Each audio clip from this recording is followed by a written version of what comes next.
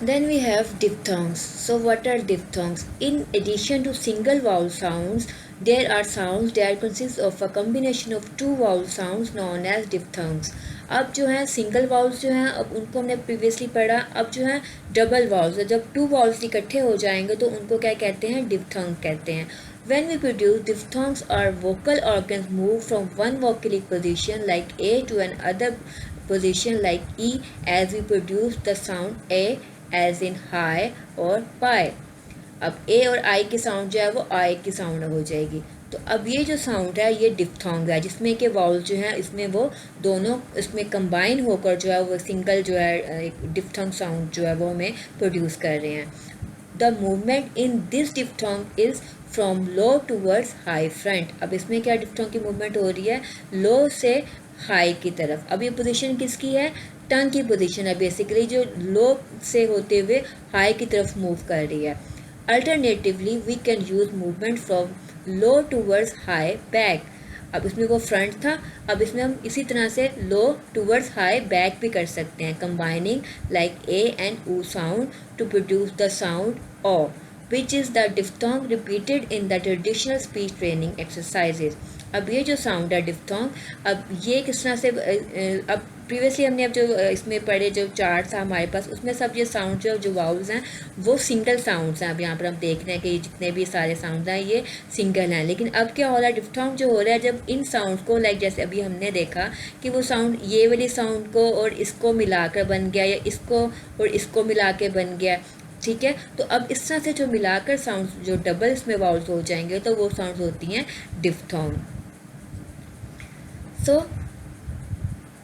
Diphthong जो है हमारे पास अभी इसमें हम किस तरह से देखें कि इसमें जो डिस्क्रिप्शन किस तरह से हो रहा है. In some description the movement is interpreted as involving a glide such as this one, य और व, so that the diphthongs we are representing as a and o may sometimes be seen as I or o.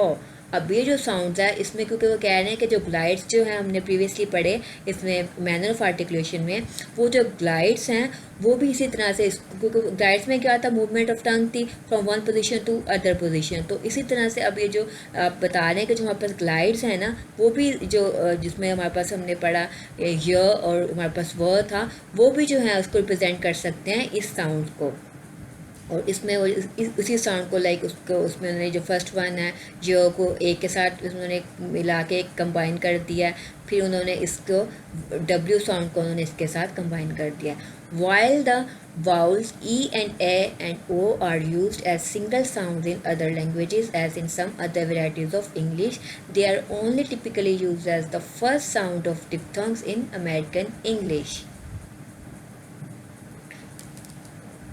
अब basically वे कह रहे हैं कि जबकि जो साउंड्स हैं E and O these are usually single sounds use होती हैं in other languages like in varieties of English of other languages of other varieties of English, they are only typically use in the first sounds of diphthongs in American English. लेकिन American English में जो है वो first sounds of diphthong as a use होती हैं. The accompanying diagram provides a rough idea of how diphthongs are produced and is followed by a list of the sound with examples of illustration का some of the variation in the spelling of these sounds. अब इसमें हम आपको अगला एक chart हम इसको दिखाएंगे कि इसमें डिप्थोंग जो है वो किस तरह से विद एग्जांपल्स के साउंड के साथ हम किस तरह से उसमें जो है वो साउंड जो है वो वेरी कर रही होती है. जब आप टू वाउल्स जो हैं वो कंबाइन होकर एक डिप्थोंग प्रोड्यूस करते हैं तो वो किस तरह से उसमें वेरी कर रहे होते हैं.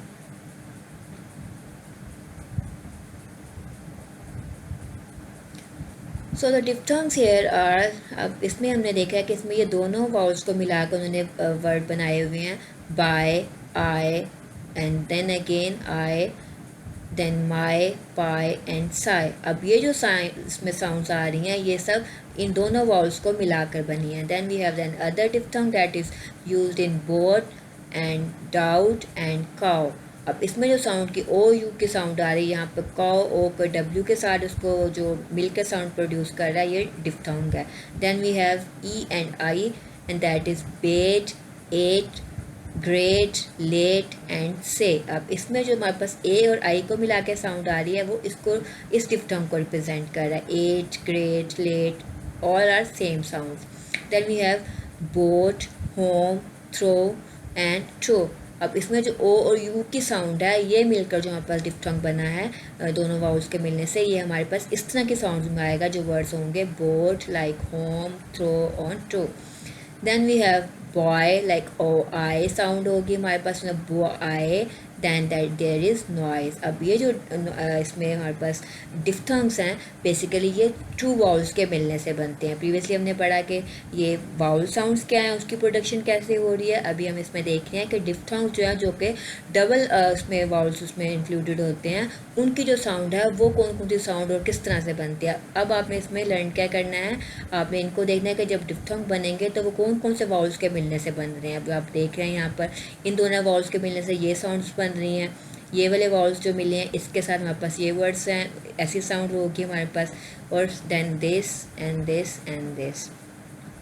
So basically idea in today's lecture is that we have to learn how the vowels are produced in articulation और in manner of articulation and place of articulation, कि इसमें place of articulation क्या है हमारे पास और इसमें manner of articulation क्या है।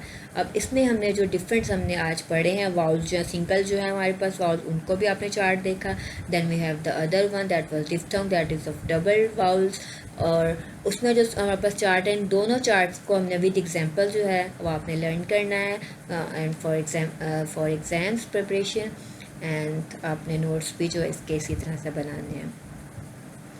So students, now I hope that you are clear with the concept of spoken language, that is consist upon all the three topics previously we have discussed. Firstly, it was place of articulation, like how the physical tools of human mouth are participating in the production of sounds, and these are consonants and vowel sound, that how are these produced. So it is basically about how the place of articulation is presented.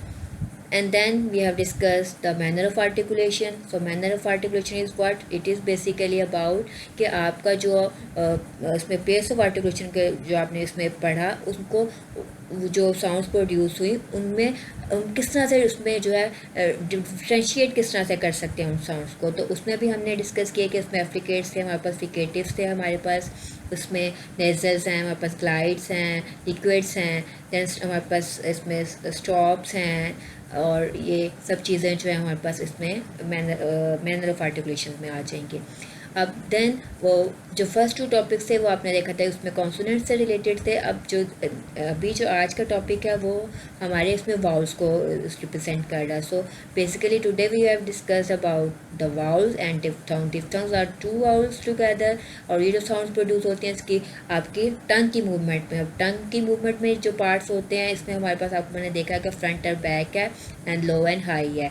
इसी तरह से इसमें टंग की जो movement ऊपर से नीचे या दाएँ इसमें आगे से पीछे की तरफ जो हो रही होती है, उस मूवमेंट के दौरान में जो साउंड प्रोड्यूस होती हैं वो वाउल साउंड्स होती हैं। और कॉन्सोनेंट्स और इसमें वाउल्स में क्या बेसिकली डिफरेंस है कि जब कॉन्सोनेंट्स के साउंड की प्रोडक्शन होती है या आर्टिकुलेशन होती है तो उसमें जो आपकी एयर स्ट्रीम है उसको ऑब्स्ट्रक्शन के साथ उसको रिलीज़ मिलता है, ठीक है, या कभी इसको अब्रप्टली इसको स्टॉप कर लिया जाता है या कभी इसको एकदम से उसको रिलीज़ कर दिया जाता है विद रिस्ट्रिक्शंस।